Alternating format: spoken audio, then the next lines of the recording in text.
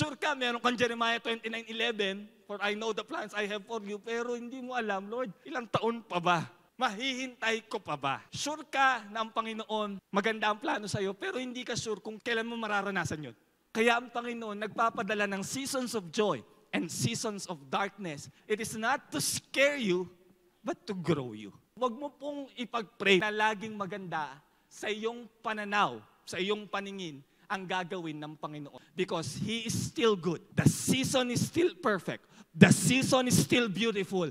Kahit sa pananahon natin, parang dinudurog ang puso mo, parang dinudurog ang pananampalataya mo. You need that for your growth. You are not alone in the dark. Hindi ka nag-iisa. Kasama mo ang Panginoon. And that is the best moment na kung saan mas ma-appreciate mo ang presensya ng Diyos.